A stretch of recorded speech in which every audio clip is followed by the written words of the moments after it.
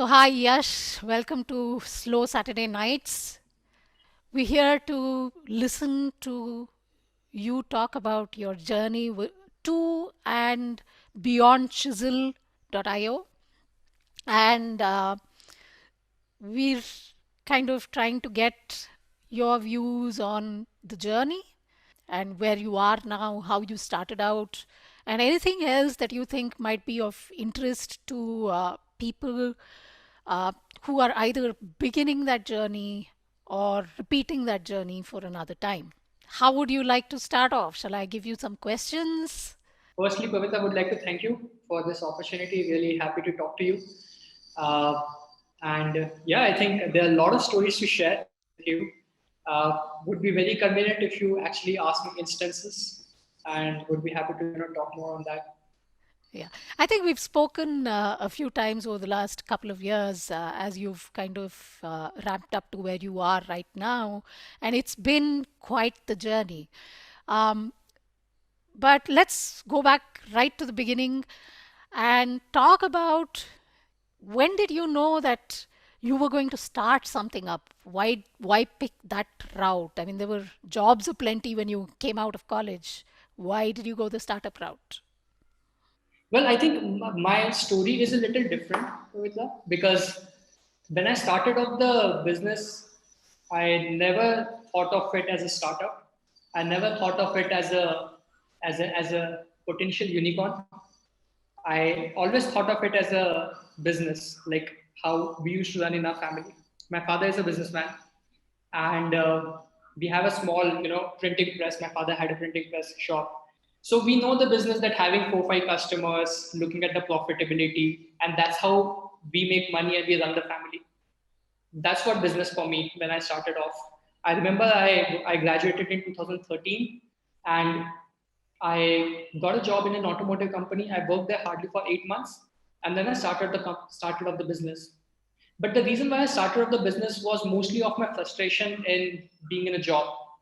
Somehow I was just not able to go with the flow, the way things were happening in the company. I could see things are inefficient, things were wrong, and it was expected of me to be the part of the same workflow, which somehow I was just not able to. It was kind of it was killing me inside every day, bit by bit.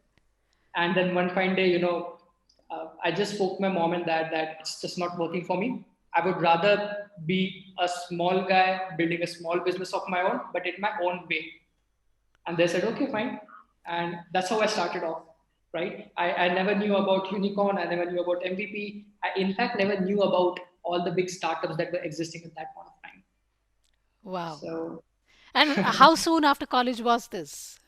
A year? 6 months back, 6 months after I graduated. Okay. Okay. So you just dove in at the deep end. And how did you find your team? Were they people that you had engaged with through study, through college? Where did you guys team up? Well, I think it all happened, I would say automatically. Or I would also say that I haven't thought much before taking those steps. That made it look very easy. Things were just falling because I was not overthinking. I was just doing that. So when I quit my job, one of my college friend, very good friend of mine from college, he was working in South Korea at that point of time. And he was also not very happy over there. He wanted to come back to India. And because we were good friends, I was talking about my pain and he was talking about his pain. And we were like, let's do something together. We Right. just want to be on our own. We want to explore something new and let's see where it goes. So that's how I found my first co-founder actually. His name is Akash Behel. We were together for 3 years in this business journey, but then he decided to pursue the MBA. So he left and then he went to Canada. But that's how I met my first founder, right? And then we started off the company together. It was just 4 months down the line, and I was talking to my another college junior, Ravi Mm-hmm. Ranjan. Mm-hmm. He was working in Reliance at that point of time. He was also like, I'm not very happy in the job. What should I do? And I'm like, why don't you come and join us? Right. Uh, so, and he was also young. He was like, okay, let's do it together. So he also quit his job and came back. So my initial team was mostly the good friends the good people I have known in college, I have worked with in college, and more about the business model and skills, how good they would be. I never made those mathematics. It was just I trust them and they are going to be by my side in my journey, which is I think that a very good aspect to choose the founder, because like Ravi is still with me, and I Okay. think we are more like brothers now, because the things that we are seeing together and the way that we have built our understanding, I think it's much more than complementing skills and what you are good at and how much experience you have had. It doesn't matter. Right. So yeah, that's how we built our initial team, and then slowly and steadily we started getting our first team members. And at initial stage, while because we were building a business, we never thought of startup. We never thought of even raising the money for initial 4 years. We never raised money. We Right. were building, which means we invested some money from our pockets, and the day one it was going out into the market and find the customer. Right? Right. We never had that thought process of let's build a product, let's build the MVP, let's find that customer segment, and then we'll pitch. It was never that way. We always thought very much like in a service business, the Right. way my father used to run, right? Set up a machine, go to the customer, tell them that you're good, you're smart, and I can do a job for you, and bring the order. Right. We got our first order in like 1.5 months, and it was worth 15 lakh. We were making close to 30 to 40% margin in that profitability, which means that technically in 1.5 months, both of us together made 1.5 lakh each. So which was good, right? I mean, it was so much motivating that hey, we Right. have cracked it. We Right. have built a business, right? Now it's just growing it 10% year on year, and we are all set. And using that money, then we started identifying good people and we started hiring them. We did that business for 3 years. Honestly, Pavitra, I think I was very satisfied with what I did in those 3 years. Of Right. course, like when I took that major pivot, I think we are going to talk about that in a conversation further. But when I before taking that pivot, I think we were a profitable company. We were not Right. 100 crore business. We were, I would say we were a part of MSME group, few crores of revenue, profitable, happy living life, right? Right. But the interesting thing happened 2017. You start talking to people, you observe the market, and you start thinking yourself, hey, is that enough? Is Right. that enough? Right? Right. And that's when you start thinking more, you want to be more, you start pushing yourself more and more. So 2017 was the time when we, started thinking about, hey, why can't we grow this business 5x year on year? Why can't we Right. grow this business 10x on year? And I think that was a significant shift in my journey, I would say. And which is a good thing, right? I mean, you guys were literally learning on the job. You started right in the sense of, went in with the intent of creating something of value that somebody would pay for. Yeah. Tell me a little bit more. I mean, how volatile were your teams? You guys were in your 20s, right? When you started out, you were pretty young. I mean, although you do come from a business background, you had some exposure to the idea of risk taking and all of that. But how volatile were you? You were young kids thrown together, all with a passion to kind of succeed. Tell us a little bit about that. Well, I would say that it's not always volatile in that way. Like, of course, there were situations where things were going up and down, and everything was like learning afresh. When you don't have a lot of inputs, you also try to find solution on your own. You don't try to find answers from someone else, which is amazing, right? It might not be the best way, it might not be the best solution, but the feeling of that you have found that solution is it's really, really amazing. Right. And what was the hardest part about starting up? I mean, it seems almost seamless. I went into a job, I hated it there, found somebody else who felt the same way. We had a shared ethos, some history, and we just banded together and went out there and hit the market. But what was the hardest part of it? I mean, it's difficult to recall, that one hard moment because, hard moments keep on coming every month, every week.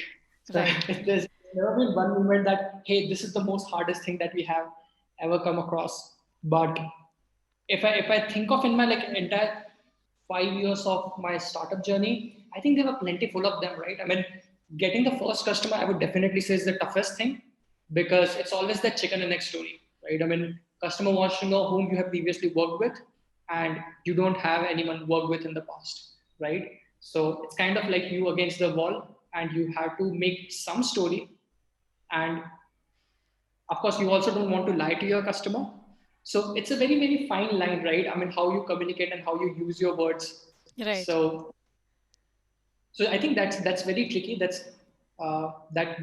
is the most difficult. It's not the most difficult thing, but one of the difficult things that we have gone through. I think the second thing, which is very, very, very, I feel very sad about it, is about the legal compliances that a startup has to go through. Hmm. Right? It's a very painful process. It's not a very hard thing.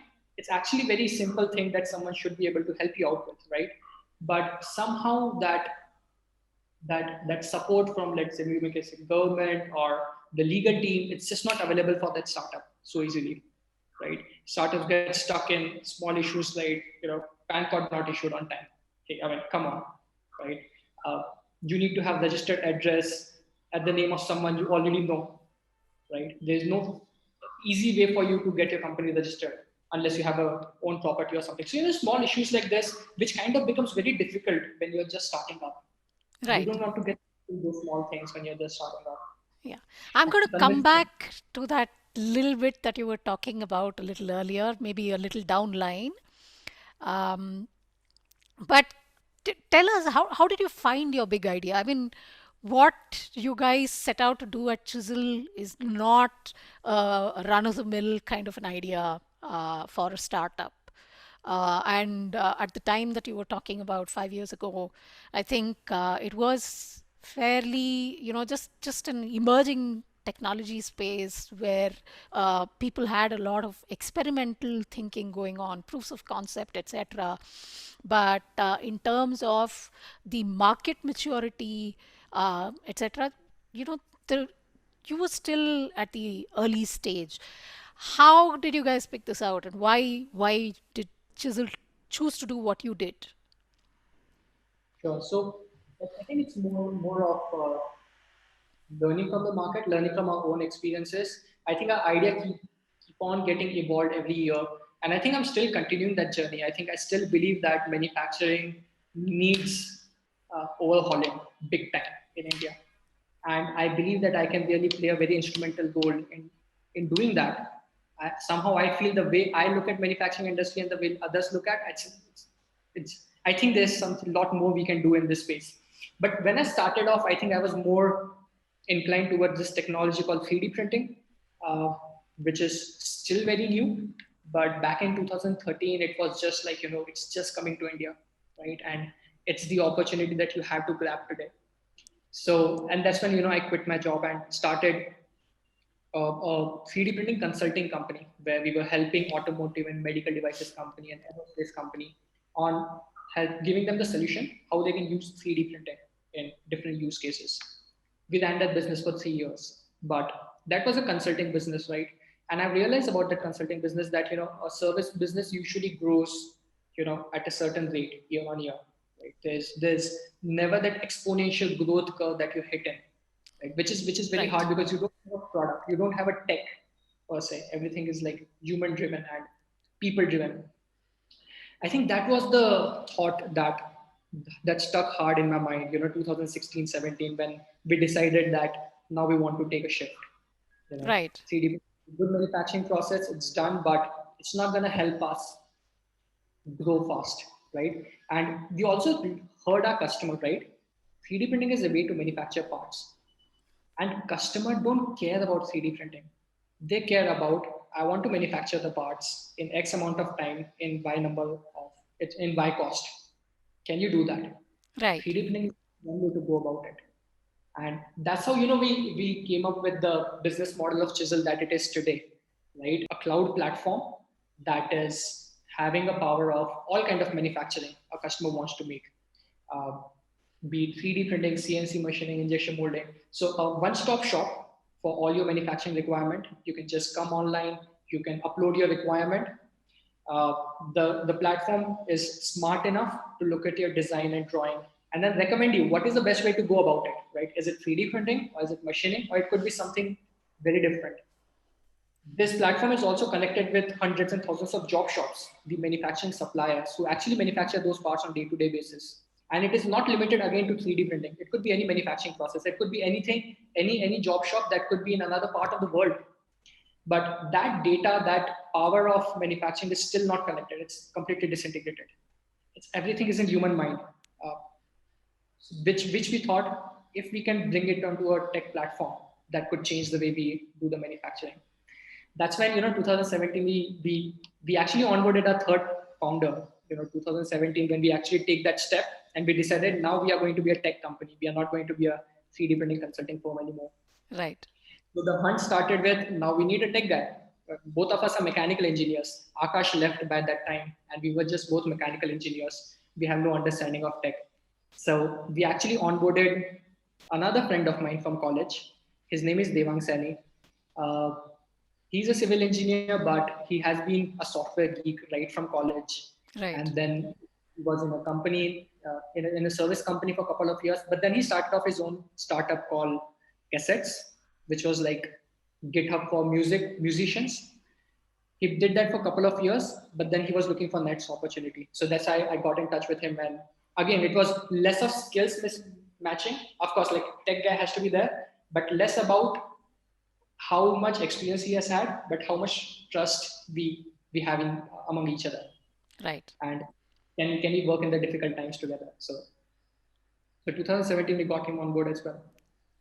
Yeah, I think so. Yeah, I think 2017 was very pivotal. I think that's a very special moment for us, and we are still continuing to do that. Right. Even today, Google is just expanding its reach on customer side and on supplier side, enhancing the technology that we have built, and we are just working on the same idea. Right. And, you know, two questions that come out of that. One is, at some point, you made a decision that the stuff that we're doing would fit well in the manufacturing, in the job shop space, right? How did you arrive at that, and how did you validate that, right? In the sense of, uh, you guys were not really tools driven. You were driving by the gut, by instinct, by a sense for the market that you were in. Um, Whereas, in hindsight, there was probably data that was pointing you to this. So, Yeah. what's that learning, and how did you guys hack it? Um, well, it's more the interaction that you have with people on everyday basis. We were already working with the job shops and we were already working with these customers, not in a technology way. I think our pitch was very different at that point of time, but we are spending time with them every day. So we kind of heard what is their pain point. We heard that a job shop struggles to getting payment on time, right? I mean, every time I sit with a job shop, he's like, I'm not getting payment on time. I have to pay the salaries. Customer doesn't pay in advance. Small things like this. And we were not consciously listening to it. So the objective was not to hate. We had to go and understand their problems. The intent was just be with them and spend time with them, and that's when they are very open to talk about the real pain points. Right. Uh, which actually doesn't happen in a very structured product market fit approach where it is said that you have to go and do the customer interviews, because now I do that. Right now I have learned so much, and if you ask me today, hey Yash, we have to build a new product, the approach says that hey, we have to do the customer interviews, we have to understand customers pain point. But when you actually make them sit in a room and tell them, hey, 30 minutes we are going to have a questionnaire, they don't come up like it. The real answers are not there. Right. It's all super. And strangely, I mean, without all of that back knowledge, when I look back and the times that I have spoken to you, yours is literally a textbook journey of, you know, getting some piece of the technology solution right, hitting the market with it, taking market feedback. It was product led growth. at Yeah. its best, right? And in a way that translated into tangible value for you guys from day one, like 1.5 months, unheard of, right? I mean, Yeah. and you were a small and agile team. You still are. You're not very large, but you have grown through the years. So, So, um, going back to what you were just talking about, what's that one lesson that you've learned through this journey so far that you feel, you know, you would want other people who are starting out to know, stuff that you didn't know before? I think learnings changed. If you have asked me the same question a couple of years back, the answer would have been different. I will give you both the answers because both are the important learnings that I have had. I think the first learning which I've had, a couple of years back, when I actually took that pivot, was always go by the gut. Always go by the instincts. Right. I think that's a difference between an entrepreneur by heart, I would say, versus someone who has 20 years experience, right? I mean, a lot of people take decisions on data, right? So it becomes very, straightforward. If you put a data in front of 10 people, it's easy to conclude something, right? But that hidden thing, which is not reflected in the data, is what, founders bet their time on. Uh, so I'll go by the gut. I would definitely say look for the data. Definitely, it's something not to be ignored in today's age. But do not ignore your gut. Do not ignore your feeling. What you want to do. So that is definitely I would stress on here. The second lesson I think is which I feel today is always have a mentor in your life. I have close to 4 to 5 mentors as of today. The sad part is they don't know they are my mentors. So, I mean, an informal mentoring, I think that's the best way to do it, right? It's more like, I met them for the first time and we really had a very good chemistry and I feel comfortable talking to them about all my issues, right? Right. So I think I have just accounted them as my mentor, right? Someone I can just go to and talk about every single stuff. One of the person is actually my family member. He's a very good businessman. Like he has built his business in 90s, so he's very traditional in that way. But I think he has built a good business. So I have that respect for him, and a lot of things to learn from traditional businessmen as well. The Right. kind of sacrifices they have made in their life, it's very very amazing to hear that story. That gives you the motivation that that pushes you to do more, sacrifice more, and keep on giving energy. So Right. yeah, have mentors, have mentors. Right. Um, I think you've touched a couple of times about the big pivots. There's been more than one in your journey, right? Why don't we talk about that and how did you approach it? When did you know that, okay, we're going to have to change what we're doing? And what was the reasoning that took you there? I mean, obviously, one was your instinct and probably some market dynamic, but what pushed you? And I know that the last couple of years have been particularly turbulent for you. So let's talk a little bit more about that. So I'm going to hand back to you and let you talk about the journey with all of the pivots that you considered and then took. I think I took 3 years to make my first pivot, which which actually says a lot in today's world. I'm a big fan of YC now, Y Combinator. I'm a big fan. I really like Michael Siebel in particular because the way he put things in front of anyone about a startup, more importantly, it's amazing. And he says that pivot is something that the faster that you can make that move, the better the chances for you to be successful, right? It's just hard that you don't know when to take pivot.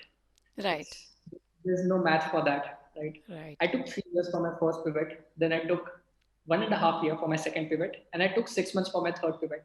right. Which, on my hindsight, I think that tells me that I'm learning. Okay, I'm able to analyze the situation better and faster now. So our first pivot was, as I said, right, it was more towards the technology shift because we realized that the business is not doing fast enough, right?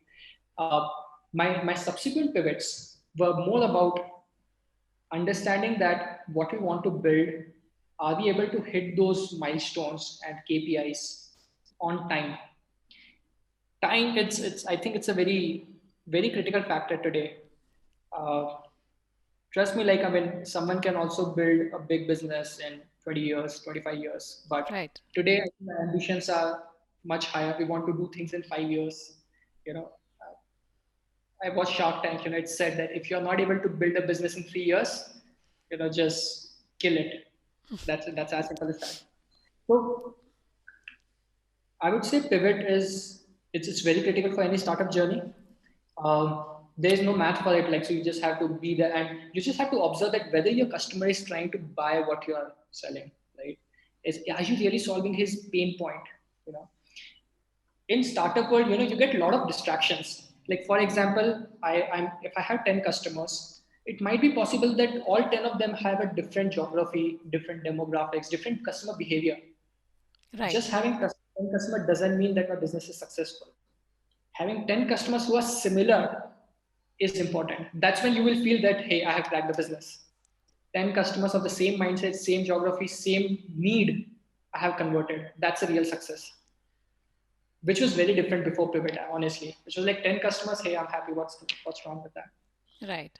So, But this yeah, last pivot, I think, was particularly hard. Let's spend a little time understanding um, what brought you to this pivot. Of course, the time that you've taken to kind of evaluate it and move in this direction. Um, yeah. and what else is there that you can tell us about this last pivot and the journey to that as well? I think this has been Yeah. particularly hard. Well, I would say that, I mean, when we actually took that pivot, it never seemed so hard because you are in the game. You are just performing every single day, so you don't feel like that it's getting harder. It's just like when you only look back, you feel like, hey, I mean, I think those were the difficult 6 months, and that was particularly for the fact. So we actually raised our first round of funding in 2018, and 2019 we were out in the market to raise next round of fund, right? And I think we are very positive that whatever we have done in previous year, I think it will help us in raising the next round of fund, right? But surprisingly, I think I've learned a lot in those 6 months, although it was very hard. But I've learned so much about that, and what I've learned mostly about is how the VCs think. I would say that I never knew. The business understanding of VCs are very different. The way they evaluate your business, it's very different. So my language and their language is very different. So there was no cohesion. So on those 6 months, I have spent time with a lot of venture capitalists. I think I have met almost 35, 40 investors, Right. met them face to face. They evaluated my business in all the possible ways. And the inputs that I have got was phenomenal. I think that led to my, the pivot which I took a couple of months back. It actually made me harder to think that what is the most important one thing that you need at startup at this point of time, Right. and you have to put all your energy on making that thing happen. I think we were not working with that philosophy before that, to be very honest. Okay. They were trying to do 10 things, energy gets distributed, money gets distributed, focus gets distributed. Ultimately, you never get 10x return on anything. You end up Right. getting 2x on everything. So that philosophy is something that we inculcated, we adopted that, and then we took that pivot. And I think we are working on that direction now. I think our recent acquisition that has happened that will help us in moving that direction faster. Uh, but yeah, I think that's pretty much yeah. Sure. Um, so we'll come back to the part about this last pivot at a later stage when you're open to talking about it a little bit more. So I think you touched on the learnings that you've had from the VC community. Uh, Talk to us a little bit more because you come from a completely different background. You started out with very little understanding of the VC space or an intent to raise funds for your business. But you've eventually kind of gone through multiple rounds of funding, sought funding, pitched for it, and kind of moved on from there, right? So, talk to us about your overall experience there and uh, who were the people in the VC community? Is there anyone that you want to call out, who you connected with strongly one way or another? Um, or what has your overall um, experience been? And what would you leave for somebody else who's starting on that experience? Okay, I think so. When I answer this question, I'm gonna think like that I'm talking to another founder. Um, when it comes to VCs, I think this is also a very strong debate that we usually have among founders. I was talking to a friend of mine who is running another startup, and VC is kind of a business philosophy, whether you want to raise money from venture capitalists or not. Um, More often than not, today the founders are twisted between this thought: do I want to make a business, or do I want to make a VC focused business? Right. And I think having clarity on that answer is it's more important than ever now, because it's a fascinating journey. Like startup is a fascinating journey. Like people, you get a lot of attention, you get a lot of PR, and somehow you get also carried away. I will not deny, I also got into that mode for a little bit, when you realize that. So it's very important to focus whether you want to build a business or a VC focused business. When we took that pivot, right, and when we were very sure that I'm not happy with 2x 3x growth, I'm looking for 5x 10x growth in my business year on year. So I was very clear that I want to make a VC focused business. And when I say VC focused business, it means the philosophy, the way VC works, and the philosophy that I want to inculcate in my business, it's same, it's very similar. Right. So I think that clarity is very important, and more often than not, I think we are mostly twisted between that thought. So, uh, one is about this whole experience of, should you work with a VC? Then how do you select who makes a good VC partner, right? And what has your overall experience been? Name names if you want to, especially if there's a shout out to somebody who's been particularly helpful from the VC community. We definitely want to hear about that. Um, yeah, tell us about those one or two instances of your early interactions and your later interactions with VCs. So, what's been your experience? It's more about tell us the story. All right. Um, so my first experience with VCs were in 2018, when we took the pivot and then we actually went out to the market to raise fund. And like when we essentially look at India as a geography, we mostly interacted with Indian venture capitalists. Um, Most of the investors have a very clear market thesis, the industries that they want to invest in. Um, when I started pitching to VCs for the first time, I never actually stressed on that point a lot. It's like anyone who has a money is a potential investor. Why not? Um, but it's very important that VC also understand your market. If not your business, at least the market that he's investing in. It becomes very important because in our journey, there was a tough time that I'll talk about again, where we ran out of money and then we had to do a quick small round, and our previous investors supported us in that round, like when no one else was. So it's very important that investors understand the market that you're trying to get into, and if they don't understand, then it's just an asset that they have invested in, which they have no clue how it's going to turn out to be. Right. So that always have some filter around that point, whether the investor understands your market or not. Secondly, I think it's more about storytelling. I have also learned it myself. Uh, my decks used to be 25-30 page initially. Right. I know it should not be more than 8 pages now. Eight is Right. also like an overkill, I would say, because it's more about the story that you're trying to present to the investor. And again, like this is important at the seed stage when you are making your first investor pitch. It's more about the story. More about your face. It's more about your energy and the clarity of thought that you have about the market. When we closed the seed round, I would still say that we were not having even 10% of understanding of market that we have today, right? Uh, I asked the same question to my investor as well, that why have you invested in us? And they said that, first of all, we really like the energy that you bring in, right? Your passion about when you talk about your idea, it's very important. And given the fact that you have invested 3 years in this, we know that you are here for the long game, right? You're Right. not just not taken out if you don't get the next round of fund. So the seed round is more about your personal conviction and how well you are able to generate investors.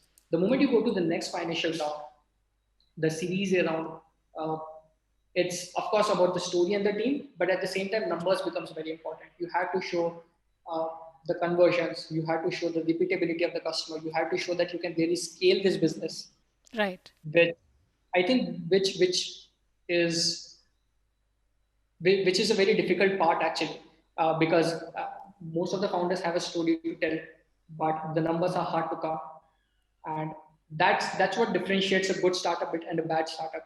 I would say that Chisel hasn't still crossed that that level, and Right. that's what I'm continuing pursuing even today because and the fact is that when you try to solve a problem, there is no one solution.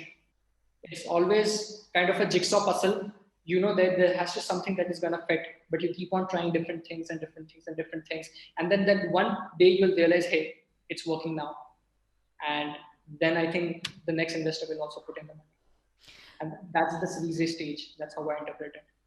And considering that you started out without the intent of pitching to VCs, etc., um, I mean, when you look at it, there's this very, very predictable set of give and take, uh, tugs and pulls between the VC community and the startup community. That somebody who's more exposed to it, like you today, perhaps, you've been through several conversations. What is that uh, one thing that you recall even today that you probably want to tell people to watch out for? You've been through multiple rounds, you've struggled in some places, sailed through in others. Um, so tell us a little bit more about that. I think yeah, very easy. If a VC says no, that doesn't mean that your business is bad. It's easier to say, hard to accept. I've felt so many times in my journey that am I doing the right business? Am I not good enough to run this business? Do I don't have skills to run this business properly? This kind of thoughts just comes. You cannot stop them from coming. But but I mean, we have to understand that fact that VCs have a different way of thinking, and they are evaluating 100 other startups like just you, right? It's your story. You have to build it on your own way, and the speed could be different. That's okay, but just don't uh, think that you're not performing enough or you're not doing good enough because a VC has said no to you. That's completely wrong. It's just a matter of time. It's a matter of time before you figure out that what the VC really wanted to tell you, right? It's a matter of time before you yourself realize that, hey, I mean, I was missing the product market fit, which I now have. So, and I think, trust me, Pavitra, like I have seen cases where once you have a product market fit, there'll be like that's when it becomes a shark tank. Then Right. VC and they will make sure that you get the money. Even if you don't want money, they will give you the money. Right. So it's mostly just the interpretation on both sides, but founders really work hard for what they have built. They should never feel that made, they haven't done enough to make a VC business. Right.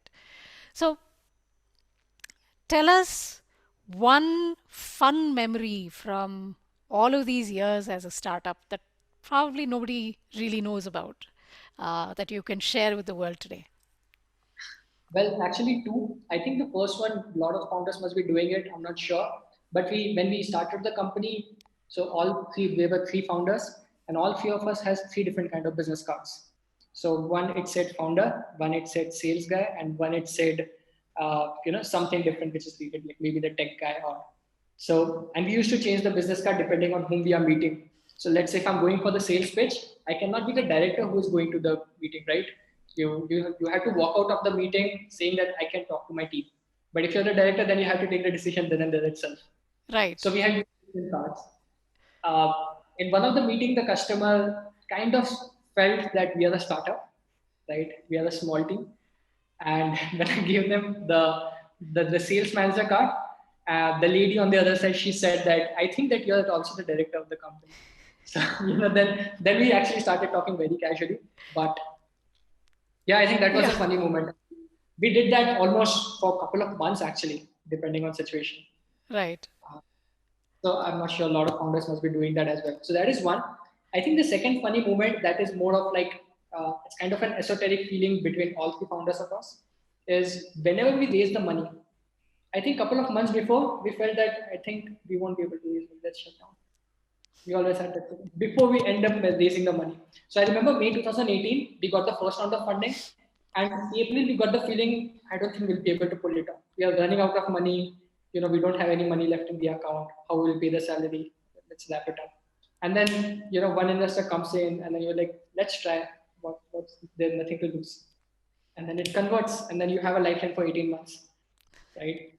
The same thing happened the next time as well. We were pitching to the investors, it was not converting, and we were like, I think it's the end. We won't be able to pull it. We need liquidity, and we kind of like it's done. And then one investor came in, and we started talking, and then converted again. So I mean, there are so many variables in a startup journey that you don't know what's gonna work. You just have to keep on trying. Right. Right. Anything else that you'd like to leave for uh, fellow founders in terms of, things that you've learned, things that you've seen, things they need to watch out for? This is open floor to you.